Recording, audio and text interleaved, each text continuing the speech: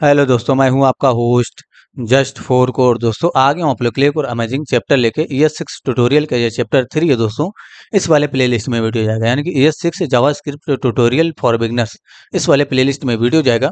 यहीं से आपको जाके एक्सेस करना है दोस्तों, यानी कि आपको यहाँ से जाके स्टेप बाय स्टेप एक एक करके वीडियो देखना है, तभी आपको पूरा समझ में आएगा दोस्तों। इससे पहले देखिए चैटबॉट डेवलपमेंट, आपको ये चैटबॉट भी जाके डेवलप करना है दोस्तों। इसमें आपको एक दो वीडियो और जाएगा, अभी ये कंप्लीट नहीं है, धीरे धीरे बताया जा रहा है। 2 पार्ट जा चुके हैं, आपको दोनों पार्ट कंप्लीट कर लेना है। नेक्स्ट पार्ट का वेट करना है, आपको नेक्स्ट पार्ट में ही जल्दी मिल जाएगा। ठीक है, यहाँ पर ES6 वाले ट्यूटोरियल में ये वीडियो जाएगा जो अभी रिकॉर्ड हो रही है। तो आपको इसी ट्यूटोरियल को, यानी कि जो आपका ES6 नाम का प्लेलिस्ट है जावास्क्रिप्ट ट्यूटोरियल फॉर बिगिनर्स, इस प्लेलिस्ट को एक्सेस करना है और स्टेप बाय स्टेप, यानी कि आपको शुरुआत से ही वीडियो देखना है, नहीं तो आपको समझ में नहीं आएगा, यानी कि आपका क्लियर नहीं होगा। तो फॉर लूप से रिगार्डिंग ये वीडियो होगा, यानी कि फॉर लूप से रिगार्डिंग हम समझेंगे। अभी तक हम ओल्ड जावास्क्रिप्ट में for loop, while loop, do while loop से लूप चलाते थे, लेकिन अब जब जब ES6 आ गया है तो अब हमें फॉर लूप या डू व्हाइल लूप इन सब चीज़ों की आवश्यकता नहीं है। यानी कि यूज पड़ता है, ऐसा नहीं कि यूज ही नहीं है उसका, लेकिन उससे शॉर्ट हो गया है। यानी कि अगर आपको एरे के लिए लूप चलाना है तो आसानी से आप लूप चला सकते हो, लेकिन अभी तक कोई कॉन्सेप्ट ऐसा नहीं था पिछले जावास्क्रिप्ट में, यानी कि ओल्ड जावास्क्रिप्ट में, कि आप ऑब्जेक्ट के लिए भी लूप चला सको। तो यहाँ पर आप एरे के लिए अलग से लूप चला सकते हो, ऑब्जेक्ट के लिए अलग से लूप चला सकते हो। तो ये कॉन्सेप्ट ES6 में आया। तो दोनों तरीका देखेंगे। सबसे पहले अपने VS कोड में आ जाइए। यहाँ पर देखिए मैंने H1, यानी कि सबसे पहले तो एक पेज बना लिया मैंने HTML के नाम से, और यहाँ पर मैंने लिख दिया H1 से ES6 for of and for in.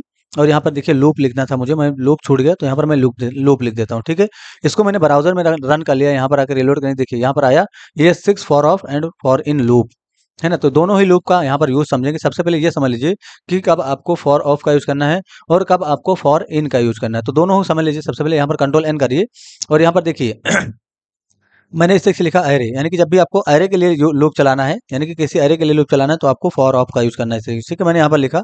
उसके बाद अगर आप ये समझिए किसी ऑब्जेक्ट के लिए अगर आप लूप चला रहे हो तो आपको कौन सा मेथड यूज करना है, यानी कि आपको फॉर इन का यूज करना है। ठीक है, तो ऑब्जेक्ट के लिए फॉर इन और एरे के लिए फॉर ऑफ, बस इतना याद रखना है आपको।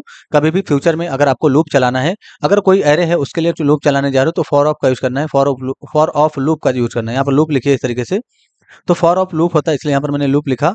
उसके बाद आपका फॉर इन भी एक लूप है। तो कभी भी आपको ऑब्जेक्ट के लिए अगर लूप चलाना है तो फॉर इन लूप का यूज करेंगे, यानी कि यहाँ पर आपको लूप लिख देंगे। देखिए दोनों तरीका आपको याद होना चाहिए, बस सिंपल सा तरीका है। इतना अगर आपने याद रख लिया कि हमें एरे के लिए फॉर ऑफ का यूज करना है और ऑब्जेक्ट के लिए फॉर इन का यूज करना है, तो आप फ्यूचर में काम कर पाएंगे। ठीक है, इसको मैं कट कर देता हूँ, बस ऐसे समझाने के लिए इस चीज को लिखा था मैंने। अब चलिए जरा और एक एरे बनाते हैं और वहां पर लूप चला के देखते हैं। सबसे पहले हम यहाँ पर आ जाइए जावास्क्रिप्ट में और यहाँ पर स्क्रिप्ट टैग को इनेबल कर लीजिए। इस तरीके से मैंने स्क्रिप्ट टैग को इनेबल किया और यहाँ पर क्या करूंगा, एक एरे बनाऊंगा। तो एरे या ऑब्जेक्ट या आप फंक्शन बनाइए तो कांस्टेंट कीवर्ड के साथ ही डिक्लेयर करिए। अभी अपने कांस्टेंट और लेट कीवर्ड रिसेंट वीडियो में, यानी कि पिछला वीडियो जो गया था उसी टॉपिक पे गया था।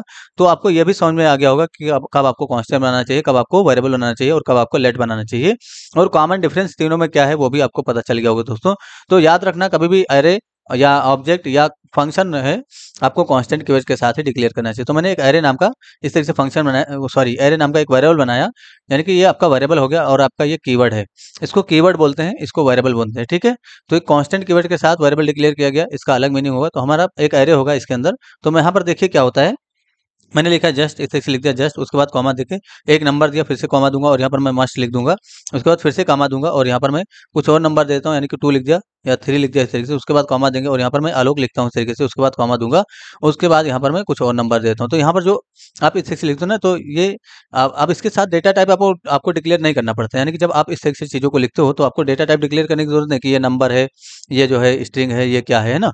ये जो आपका जावास्क्रिप्ट है ये डायनेमिकली टाइप्ड लैंग्वेज है, यानी कि जो जावास्क्रिप्ट है ये डायनेमिकली टाइप्ड लैंग्वेज का मतलब ये हुआ दोस्तों, किसी भी केस में आपको किसी भी डेटा के लिए आपको जो है डेटा टाइप डिक्लेयर करने की आवश्यकता नहीं है। और डायनेमिकली टाइप लैंग्वेज में आपको फायदा यही होता है, देखिए एरे के साथ हमने नंबर भी लिखा है और स्ट्रिंग भी लिखा है तो ये ऑटोमेटिक समझ लेगा। ठीक है, लेकिन अगर यही चीज़ कोई दूसरा होता तो उसके साथ आपको डेटा टाइप डिक्लेयर करने की आवश्यकता थी। ठीक है, लेकिन जावास्क्रिप्ट जो है डायनेमिकली टाइप्ड लैंग्वेज है, इसके लिए हमें यहाँ पर जो है डेटा टाइप डिक्लेयर करने की आवश्यकता नहीं है। और इसके साथ फायदा ये होता है, किसी भी एरे के अंदर आप नंबर का भी यूज कर लो या आप जो है स्ट्रिंग का यूज कर लो, कोई भी इशू नहीं होगा। तो अब हमें इसके लिए लूप चलाना है दोस्तों। तो अभी तक अगर हम लूप चलाते थे इस तरीके से, कुछ लूप चलाते थे फॉर लूप, यानी कि फॉर इस तरीके से लिखते थे और यहाँ पर i इक्वल टू 0 हमें ये भी डिक्लेयर करना पड़ता था कि हमारा जो लूप है वो 0 से चलेगा और जो हमारा लूप है वो कहाँ तक जाएगा, यानी कि जो आपका एरे है उसकी लेंथ तक जाएगा। तो एरे डॉट लेंथ इस तरीके से लिखते थे।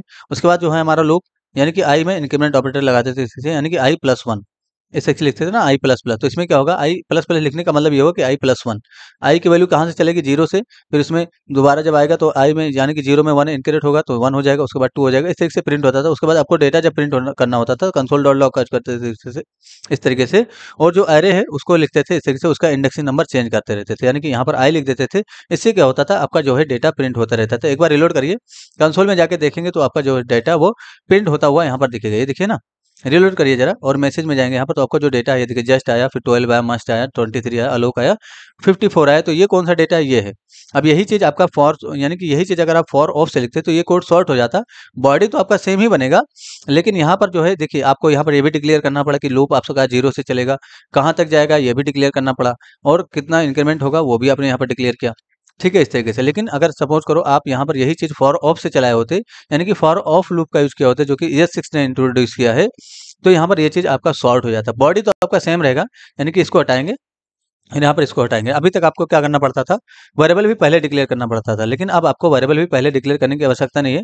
फॉर ऑफ यानी कि फॉर लूप का ही बॉडी रहेगा, बॉडी सेम रहेगा, बॉडी में कोई भी चेंजेस नहीं रहेगा। लेकिन यहाँ पर आपको जैसे कि एरे के लूप चलाना है, तो सबसे पहले यहाँ पर एक वेरिएबल डिक्लेयर करेंगे, लेट एरे के नाम से ARR, इस तरीके से मैंने यहाँ पर डिक्लेयर किया। तो इसमें क्या होगा, आपका वैल्यू आ जाएगा, यानी कि जो आपने ARR लिखा, जस्ट आ जाएगा, 12 आ जाएगा, मस्ट आएगा, इसमें आ जाएगा। लेकिन ऑफ लिखना इस तरीके से, और किसके लिए लूप चलाना है वो यहाँ पर दे देना। तो एरे के लिए मुझे लूप चलाना है, यानी कि जो एरे है इसके लिए लूप चलाना है। ठीक है, तो आपने क्या लिखा, लेट ARR ऑफ एरे। ठीक है, यानी कि एरे के लिए लूप चलेगा, इस एरे के लिए लूप चलेगा, और जो आपने यहाँ पर ARR पास किया, इसमें आपका जस्ट आ जाएगा, 12 आ जाएगा, मस्ट आ जाएगा, 23 आ जाएगा, आलोक आ जाएगा, और 54 आ जाएगा। ठीक है, इसी तरीके से। तो कंसोल डॉट लॉग में जरा ARR को पास करिए, तो कंसोल का यूज करूंगा इस तरीके से, और यहाँ पर मैं जो ARR है उसको मैं प्रिंट कर दूंगा। यहाँ पर टर्मिनेट करेंगे। अब देखिए क्या होगा, यहाँ पर आकर रिलोड करिए और कंसोल में देखेंगे तो देखिए वही सेम डेटा प्रिंट हुआ, और कितना शॉर्ट तरीका हो गया, यानी कि जो लूप लिखने का तरीका वो कितना शॉर्ट हो गया। आपको ये भी नहीं डिक्लेयर करना पड़ा कि जो आपका लूप है वो कहाँ से चलेगा। बस याद रहे, इस वेरिएबल को आप बाहर नहीं डिक्लेयर करेंगे यानी कि आपको यहाँ पर बाहर नहीं डिक्लेयर करना है, आपको कभी भी पैरेंथेसिस के अंदर ही वेरिएबल डिक्लेयर करना है। और अगर एरे होगा तो यहाँ पर ऑफ लगेगा। तो देखिए कितना शॉर्टली आपने सब कुछ प्रिंट कर दिया, यानी कि डेटा अभी भी आपका सेम तरीके से प्रिंट हुआ। यही चीज आपने फॉर लूप से लिखा था तो कितना ज्यादा कोड आपको लिखना पड़ा था। यहाँ पर आपको कंडीशन डिफाइन करना पड़ा था कि आपका जो है जीरो से लूप चलेगा और लेंथ तक जाएगा, इससे आपको चीजें लिखनी पड़ी थी। लेकिन यहाँ पर आपको ऐसा कुछ नहीं करना है, बस आपको यानी कि इस सेक्शन लिखना, सबसे पहले एक वेरिएबल बना लेना है जिसमें आपको डेटा रिसीव होगा, यानी कि जो भी इसके अंदर डेटा आएगा तो इसके अंदर से वैल्यू आ रहा है, यानी कि अंदर से वैल्यू आ रहा है। तो अगर आप चाह रहे हो इंडेक्सिंग नंबर प्रिंट करना, तो इंडेक्सिंग नंबर प्रिंट करना इसमें दूसरे तरीके से प्रिंट होता है। लेकिन अगर आपको मैं शॉर्ट तरीका बता दूं इंडेक्सिंग नंबर प्रिंट करने का, तो बहुत ज्यादा आपको समझ में आएगा। ये देखिए, एक वेरिएबल आपको जैसे लेट नम, यानी कि नम नाम का मैंने एक वेरिएबल डिक्लेयर किया यहाँ पर, और इसी को क्या करना है, आपको प्लस प्लस कर देना है। तो यहाँ पर सबसे पहले तो इसको प्रिंट करिए जरा, कंसोल डॉट लॉग करिए इस तरीके से, और यहाँ पर नम को प्रिंट कर दिए। ठीक है, नम को मैंने प्रिंट कर दिया, टर्मिनेट करिए, और यहाँ पर नम प्लस प्लस कर दीजिए। तो इससे क्या होगा, आपका इंडेक्सिंग नंबर भी प्रिंट हो जाएगा। थोड़ी देर के लिए इस लाइन को कमेंट करिए, यानी कि ये जो लाइन है इसको थोड़ी देर के लिए कमेंट कर दीजिए। देखिए रिलोड करेंगे तो अब क्या आएगा, ये देखिए ना, नैन आ रहा है, यानी कि नैन आ रहा है। इसका मतलब क्या हुआ कि जो नम है वो नैन आ रहा है। इसका मतलब क्या हुआ, यहाँ पर कंसोल डॉट लॉग में हमने नम पास किया है। एक काम करिए जरा, लेट हमने यहाँ पर डिक्लेयर किया है, और कोई इशू नहीं, नेन का मतलब हो गया इज नॉट अ नंबर, यहाँ पर डिफाइन हो रहा है। तो एक काम करिए, यहाँ पर जीरो को आपको असाइन करना होगा, यानी कि इसके अंदर जीरो को असाइन करना होगा। तो यानी कि एक वेरिएबल बना लेना है जिसमें आपको जीरो डिक्लेयर कर देना है, यानी कि जीरो अगर आपने यहाँ पर डिक्लेयर कर दिया तभी ये प्लस प्लस होगा। ठीक है, अगर आपने सिर्फ वेरिएबल बनाया तो यहाँ पर इस तरीके का नेन, यानी कि ये भी एक डेटा टाइप है, यानी कि नेन डेटा टाइप होता है, यानी कि इसका मतलब होता है नॉट अ नंबर, है ना। अब रिलोड करके टेस्टिंग करिए तो आपका जो इंडेक्सिंग नंबर है वो भी प्रिंट हो जाए। तो 0 1 2 3 4 5। तो अगर आपको इसके अंदर इंडेक्सिंग नंबर की आवश्यकता है तो आप इंडेक्सिंग नंबर को भी प्रिंट कर सकते हो। जैसे अभी अभी तक हम डायरेक्ट इसको प्रिंट करते थे एरे को, तो हमारा जो डेटा है वो प्रिंट हो रहा था एरे, यानी कि एरे भी प्रिंट होगा। रिलोड करेंगे तो इसके साथ देखिए, पहले तो इंडेक्सिंग नंबर 0 आया, उसके बाद 0 जस्ट आया, 1 आया, फिर 12 आया, इस से यानी कि इंडेक्सिंग नंबर आ रहा है। तो अब अगर आपको इंडेक्सिंग नंबर इसके पहले प्रिंट करना है तो यहाँ पर क्या करेंगे, आप इस तरीके से प्रिंट करिए जरा नम को, और यहाँ पर कॉमा लगा दीजिए। तो अब एरे भी प्रिंट होगा और आपका इंडेक्सिंग नंबर एक साथ दोनों प्रिंट होगा। ठीक है, एक बार रिलोड करिए, ये देखिए ना, यानी कि यहाँ पर 0 इंडेक्स पे जस्ट है, 1 इंडेक्स पे 12 है, 2 इंडेक्स पे मस्ट है, 3 इंडेक्स पे 23 है, 4 इंडेक्स पे आलोक है, 5 इंडेक्स पे 54 है। तो आपको जरूरत पड़ी अगर इंडेक्सिंग नंबर को, तो ये तरीका आपको यूज करना है इंडेक्सिंग नंबर को प्रिंट करने के लिए। ठीक है, तो इससे के लिए यानी कि अगर सपोज करो एक और तरीका हो सकता है, आपने क्या लिखा, यहाँ पर एरे का यूज किया इस तरीके से, और एरे का ब्लॉक दिया इस तरीके से, और यहाँ पर नम लिख दिया, तो आपका जो है यहाँ पर तब भी आपका डेटा प्रिंट हो जाएगा। देखिए रिलोड करेंगे तो देखिए यहाँ पर जस्ट मस्ट, और आपको वैल्यू अगर प्रिंट करना हो तो इस तरीके से भी लिख के प्रिंट कर सकते हो। तो अब अगर आपको सिर्फ वैल्यू ही प्रिंट करना है, इंडेक्सिंग नंबर नहीं चाहिए, तो आप इसको प्रिंट करने की क्या जरूरत है, नम वगैरह बनाने की क्या जरूरत है। आप डायरेक्ट यहाँ पर ARR प्रिंट करो, क्योंकि इसमें भी तो वैल्यू ही जा रहा है। तो इसको अगर आपने डायरेक्ट प्रिंट कर दिया तो ये देखिए आपका वैल्यू आ गया। सपोज को इसके आगे आप चाह रहे हो कि इंडेक्सिंग नंबर भी आ जाए, तो बस यहाँ पर आइए और यहाँ पर आपको नम वाला वेरिएबल यूज कर लेना है और कामा दे देना है। तो इसके लिए यहाँ पर इंडेक्सिंग नंबर भी डिक्लेयर हो जाएगा। ये देखिए ना 0 1 2 3 4 5।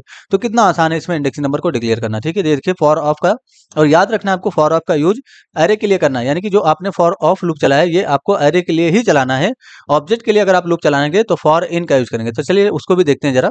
तो सबसे पहले यहाँ से ये सारी चीज हटाइए और एक ऑब्जेक्ट डिक्लेयर करिए। तो मैंने क्या कहा, ऑब्जेक्ट एरे फंक्शन आपको कॉन्स्ट कीवर्ड के साथ ही डिक्लेयर करना। तो एक मैंने यहाँ पर क्या बनाया, ओबीजे नाम का, यानी कि ऑब्जेक्ट नाम का एक कांस्टेंट बनाया और यहाँ पर ऑब्जेक्ट का सिंबल दूंगा इस तरीके से, और यहाँ पर नेम कीवर्ड लगाऊंगा। यहाँ पर मैंने लिखा आलोक, उसके बाद कॉमा दूंगा और यहाँ पर डीओबी ले लेता हूँ इस तरीके से, यानी कि डेट ऑफ बर्थ। उसके बाद यहाँ पर क्या लिखूंगा मैं, यानी कि 12/6 लिखा मैंने यहाँ पर 08, और यहाँ पर मैंने इसका डीओबी दे दिया 2000। ठीक है, टर्मिनेट यहाँ पर करेंगे, कॉमा देंगे। उसके बाद आपको लिखना है, एक और लगा लीजिए जरा, रोल नंबर के नाम से मैंने रोल कीवर्ड दिया और यहाँ पर मैं 1 2 3 4 रोल नंबर देता हूँ। उसके बाद एक और ले लेता हूँ मैं ईमेल के नाम से, और यहाँ पर मैं ईमेल भी दे देता हूँ। ठीक है, तो ईमेल यहाँ पर लिख देंगे alok@gmail.com। तो मैंने लिखा alok@gmail.com। ठीक है, यहाँ पर मैंने लिखा, ये डमी ईमेल है, इस पर आपको ट्राई नहीं करना है, ये किसी का ईमेल नहीं है, ऐसे ही मैंने लिखा है। ठीक है, अब इसके बाद क्या करना है, इसके लिए आपको लूप चलाना है। तो लूप क्या होता है, बेसिकली जब आप ऑब्जेक्ट के लिए लूप चलाते हैं दोस्तों, तो जब आप ऑब्जेक्ट के लिए लूप चलाते हैं, याद रखना है इस चीज को, तो आपको की फाइंड करना होता है, यानी कि जो की है इसको प्रिंट करना होता है। ठीक है, तो कभी भी अभी मैं आपको वैल्यू भी प्रिंट करके दिखाऊंगा कि किस तरीके से आपको वैल्यू प्रिंट करना है। तो यहाँ पर सबसे पहले फॉर का डिक्लेयर कीजिए, यानी कि फॉर का बॉडी बनाइए। तो मैंने फॉर का इस तरीके से बॉडी बनाया, वही तरीका आपको यूज करना है। किसके लिए, सबसे पहले एक वेरिएबल डिक्लेयर करना है लेट, और यहाँ पर मैंने की के नाम से वेरिएबल बनाया, और यहाँ पर क्या करूंगा, यहाँ पर आपको इन का यूज करना है, यानी कि लेट की इन किसमें, ऑब्जेक्ट में। यानी कि जब आपको की फाइंड करना होता है तभी आप ऑब्जेक्ट के लिए लूप चलाते हैं। ठीक है, तो मैंने यहाँ पर की नाम से वेरिएबल बनाया, और यहाँ पर क्या करूँगा, कंसोल डॉट लॉग में अगर मैं की पास कर दूं, यानी कि कंसोल डॉट लॉग का यूज करूँ, और यहाँ पर मैंने की पास कर दिया इसे, तो क्या होगा, यहाँ पर जरा रिलोड करिए, देखिए रिलोड करेंगे तो जितना भी की होगा, नेम डीओबी रोल और ईमेल, तो इसको आप की बोलते हैं। नेम को की बोलेंगे, डीओबी को की बोलेंगे, रोल को की बोलेंगे, या आप इसको प्रॉपर्टी भी बोल सकते हो। तो यहाँ पर आप प्रॉपर्टी के नाम से वेरिएबल बना लीजिए, प्रॉपर्टी के नाम से वेरिएबल बना लीजिए, और यहाँ पर जो है क्या करिए, प्रॉपर्टी को प्रिंट कर लीजिए। तो इसको या तो की बोला जाता है या तो प्रॉपर्टी बोला जाता है। तो ये प्रॉपर्टी, इसको क्या बोला जाता है, इधर जो राइट साइड में होता है इसको वैल्यू बोलते हैं। यानी कि नेम की वैल्यू हो गई ये, तो यानी कि जो नेम की है इसकी वैल्यू हो गया आलोक, जो डीओबी की है इसका वैल्यू हो गया ये डेट ऑफ बर्थ। ठीक है, रिलोड करिए जरा फिर से, और यहाँ पर देखिए अभी भी आपका की आएगा, तो यानी कि छोटा वेरिएबल बनाइए जरा की नाम का, अभी भी प्रॉपर्टी लिखेंगे तब भी तो आ रहा है, कोई इशू नहीं है। की मैंने बनाया, ठीक है, यहाँ पर मैंने की बनाया। तो इसमें क्या होता है, यानी कि जब आप ऑब्जेक्ट के लिए लूप चलाते हैं और यहाँ पर जो वेरिएबल बनता है उसमें की रिटर्न आता है, यानी कि ये जो की होता है ना वो रिटर्न आएगा, याद रखना है। और आपको इन लूप चलाना है, फॉर इन लूप चलाना है। जब भी आपको ऑब्जेक्ट के लिए लूप चलाना होगा तो फॉर इन लूप का यूज करना है। ठीक है, रिलोड करेंगे इस तरीके से, देखिए, और यहाँ पर आपका किया गया। इसमें भी आप इंडेक्सिंग नंबर अगर आप प्रिंट करना चाहते हो तो एक वेरिएबल बना लो, लेट नम इक्वल्स टू 0, यानी कि यहाँ पर आपको नम 0 डिक्लेयर कर लेना है। उसके बाद यहाँ पर क्या करना है, इस तरीके से नम यहाँ पर प्रिंट कर लीजिए और कॉमा दे दीजिए। उसके बाद यहाँ पर नम को प्लस प्लस कर दीजिए, तो यहाँ पर भी आपका इंडेक्सिंग नंबर प्रिंट हो जाएगा। देखिए इसके आगे रिलोड करेंगे तो इंडेक्सिंग नंबर इस तरीके से प्रिंट हुआ। ठीक है, अब ये की है, हमें वैल्यू प्रिंट करना है, तो इसको हटाइए। ये तो मैंने आपको बताया कि इंडेक्सिंग नंबर आपको प्रिंट करना होगा तो प्रिंट कर लेंगे। ठीक है, इसको भी हटा देंगे यहाँ से। अब सपोज करो आपको वैल्यू प्रिंट करना है, देखिए अब जैसे हमें ऑब्जेक्ट के अंदर से किसी भी वैल्यू को प्रिंट करना होगा, जैसे ये आपका ये ऑब्जेक्ट है, इसके अंदर से हमें नेम को प्रिंट करना है, तो कैसे लिखेंगे, यहाँ पर जरा बाहर लिखिए, जरा कंसोल डॉट लॉग करिए, और यहाँ पर यानी कि जो आपका ऑब्जेक्ट है उसके अंदर से अगर आपको नेम प्रिंट करना है तो डॉट नेम लिखते हैं ना इस तरीके से, नेम, यानी कि यहाँ पर आप क्या लिखेंगे, नेम लिखेंगे ना इस तरीके से बस। और इसको थोड़ी देर के लिए कमेंट कर दीजिए, यानी कि जो फॉर लूप है इसको कमेंट करिए। तो अब क्या होगा, रिलोड करके टेस्टिंग में देखिए आलोक आया। तो ऑब्जेक्ट के अंदर से जब भी आपको किसी की को एक्सेस करना होता था तो आप यहाँ पर की का नाम देते थे, यानी कि की का नाम देते थे। तो बस यही चीज आपको यहाँ पर अप्लाई करना है। यहाँ पर आइए, इसको हटा दीजिए कंसोल को। यहाँ पर आप देखिए किसके अंदर से प्रिंट करना है, ऑब्जेक्ट के अंदर से। तो लूप चल रहा है, कॉपी करिए इसको, और यहाँ पर आपको ऑब्जेक्ट लिखना है सबसे पहले, उसके बाद एरे ब्रैकेट देना, उसमें की दे देना है। ऑटोमेटिक आपका जो सारा वैल्यू है वो प्रिंट हो जाएगा। देखिए रिलोड करिए जरा, ये देखिए आलोक प्रिंट हुआ, इस तरीके से ये प्रिंट हुआ, यानी कि जितना भी वैल्यू था इसके साथ यहाँ पर प्रिंट हो रहा है। तो जब भी आपको वैल्यू प्रिंट करना होगा तो यही तरीका आपको यूज करना है, यानी कि ये जो तरीका है देखिए जरा, ये वाला तरीका है ना, यानी कि ऑब्जेक्ट का यूज करना है इस तरीके से, और यहाँ पर यानी सॉरी क्या यूज करना है आपको, यहाँ पर ऑब्जेक्ट, यानी कि जो आपका ऑब्जेक्ट है उसका यूज करना है, और एरे ब्रैकेट देना है, उसमें अपने की को पास कर देना है। तो इसके अंदर जो की, जैसे नेम यहाँ पर आएगा पहली बार तो आपका नेम प्रिंट हो जाएगा, उसके बाद दोबारा यहाँ पर डीओबी आएगा तो डीओबी प्रिंट हो जाएगा, दोबारा यहाँ पर रोल आएगा तो रोल प्रिंट हो जाएगा, इसी तरीके से ईमेल आएगा यहाँ पर तो ईमेल प्रिंट हो जाएगा। देखिए है ना, एक एक करके सारा प्रिंट हो गया। अब चाह रहे हो कि आपका जो की है और जो नेम है वो साथ में प्रिंट हो, तो कैसे लिखेंगे इस चीज को, अगर आपको दोनों को साथ में प्रिंट करना है की और नेम को, तो बस बहुत आसानी से लिख देंगे इसको। कंसोल डॉट लॉग का यूज करिए और यहाँ पर इसको हटाइए, यहाँ पर एक अरे यानी कि ऑब्जेक्ट का सिंबल दीजिए, और यहाँ पर की के नाम से प्रॉपर्टी सेट करिए, और जो की आ रहा है उसको की में प्रिंट कर दीजिए, कॉमा दीजिए, वैल्यू के नाम से प्रॉपर्टी सेट करिए, और यहाँ पर जो वैल्यू आ रहा है, यानी कि वैल्यू के नाम से प्रॉपर्टी सेट करिए, और यहाँ पर जो वैल्यू आ रहा है वो कैसे आ रहा है, वैल्यू आपका यानी कि वैल्यू जो आ रहा है वो कैसे आ रहा है, ऑब्जेक्ट का यूज़ करिए इस तरीके से, और यानी कि ऑब्जेक्ट जो है उसका यूज़ करिए और इसके अंदर से की को एक्सेस कर लीजिए, तो जो वैल्यू है वो वैल्यू में चले जाएगी। ज़रा प्रिंट करिए, ज़रा रिलोड करके टेस्टिंग करिए, ये देखिए ना, तो यहाँ पर की बना, तो क्या गया, की में नेम गया और वैल्यू में अलोक गया, इस तरीके से ना यहाँ पर। तो अब यहाँ पर इसको और ज़्यादा शॉर्ट कर सकते हो, जैसे की आपको प्रिंट करना है और की में आप की ही लिख रहे हो, यानी कि की में आप की ही लिख रहे हो, तो एक काम करो, इसको आपको प्रॉपर्टी के रूप में देने की जरूरत नहीं, यानी कि वैल्यू के रूप में की देने की जरूरत नहीं, आप डायरेक्ट की लिखो और कॉमा लगा दो, तो ऑटोमेटिक की जो वैल्यू होगी वो की नेम ही बन जाएगी। देखिए अभी भी सेम आएगा, है ना? तो इसको आप इस तरीके से सॉर्ट कर सकते हो। जैसे की वैल्यू हमें की ही बनानी थी, तो हमने क्या किया, डायरेक्ट की ही लिख दिया, तो इसके प्रॉपर्टी जब आप इस तरीके से लिखते हो तो ये जो की है ना, इसकी प्रॉपर्टी की ही बनेगी, ठीक है? यानी कि इसमें जो आएगा वही बन जाएगा, ठीक है? रिलोड करेंगे जरा, फिर से ये देखिए, यहाँ पर आपका अभी भी नेम, यानी कि यहाँ पर नेम और वैल्यू अलोक इस तरीके से डेटा आ रहा है, ठीक है? तो आपको वैल्यू में ये आ रहा है और की में डीओबी आ गया, तो यानी कि की क्या हो गया, आपका डीओबी हो गया और वैल्यू जो है ये हो गया। इसी तरीके से दूसरा प्रिंट करेंगे तो रोल आपका की हो गया, वैल्यू आपका 1 2 3 4 हो गया। इसी तरीके से आप तीसरा प्रिंट करें तो ईमेल आपका की हो गया और जो आलोक है वो आपका आलोक@gmail.com, ये आपकी वैल्यू हो गई। तो आपको आई होप आपका जो कॉन्सेप्ट है फॉर ऑफ और फॉर इन को लेकर वो क्लियर हो गया दोस्तों। तो बस आपको दो चीज़ याद रखना है, कंट्रोल एन करिए। आपको क्या करना है, यानी कि जब आपको एरे के लिए लूप चलाना है इस तरीके से, यानी कि एरे के लिए लूप चलाना है, तो यहाँ पर कौन सा लूप यूज करेंगे, फॉर ऑफ, यानी कि फॉर ऑफ लूप का यूज करना है। लेकिन यही चीज़ आपका ऑब्जेक्ट होगा, यानी कि ऑब्जेक्ट के लिए जब आप लूप चलाएंगे तो यहाँ पर आपको कौन सा लूप करना है, फॉर इन, यानी कि फॉर इन लूप का यूज करना है ऑब्जेक्ट के लिए। बस इतना याद रखना है आपको, आपका ऑटोमेटिक कॉन्सेप्ट क्लियर हो जाएगा। तो फॉर एरे के लिए फॉर ऑफ और ऑब्जेक्ट के लिए फॉरेन। आई होप आप लोग को समझ में आया होगा दोस्तों। अगर किसी को दिक्कत हुआ है जरूर पूछिए। अगर आपको समझ में आया, वीडियो अच्छा लगा, इन्फॉर्मेटिव लगा है, तो आप जरूर हमारे चैनल को सब्सक्राइब कीजिए और वीडियो को लाइक करके शेयर कर दीजिए दोस्तों, ताकि ज़्यादा से ज़्यादा लोग हमारे चैनल से जुड़े। जब ज़्यादा से ज़्यादा लोग हमारे चैनल से जुड़ेंगे और डेली हमें अच्छा रिस्पॉन्स मिलेगा, तो हम और ज़्यादा वीडियो आपके लिए लेके आएंगे और अच्छा अच्छा प्रोजेक्ट लेके आएंगे। देखिए इस प्रोजेक्ट को जरूर बनाइए आप लोग, मैं आपको रिकमेंड करूंगा कि इस प्रोजेक्ट को जरूर बनाइए। आई होप आप लोग को समझ में आएगा दोस्तों। अगर किसी को दिक्कत हुआ जरूर पूछिए। आपको जो है डिस्क्रिप्शन में व्हाट्सएप ग्रुप का लिंक मिल जाता है, वहाँ से आप जो है हमें मैसेज कर सकते हैं। हमारा जो प्रीमियम क्लास चलता है उसको ज्वाइन करके आप पढ़ सकते हैं। बहुत ही ज़्यादा, बहुत कम फीस में आपको बहुत अच्छी एजुकेशन दी जाती है दोस्तों। यानी कि कम फीस में आपको ज़्यादा से ज़्यादा एजुकेशन दी जाती है। तो आप हमारे प्रीमियम क्लास के मेंबर जरूर बनिए दोस्तों, और यहाँ पर हमारे चैनल को जरूर सब्सक्राइब कीजिए दोस्तों, ताकि आप मैं जो है आप लोग के लिए ज़्यादा से ज़्यादा काम करके आपको दे सकूं और आपको ज़्यादा से ज़्यादा नॉलेज दे सकूं। जितनी भी नॉलेज है अपनी, उसको मैं आपके साथ शेयर करके आपको भी आगे बढ़ाने का काम करूँ। Thanks for enjoying the education of just for code. See you soon.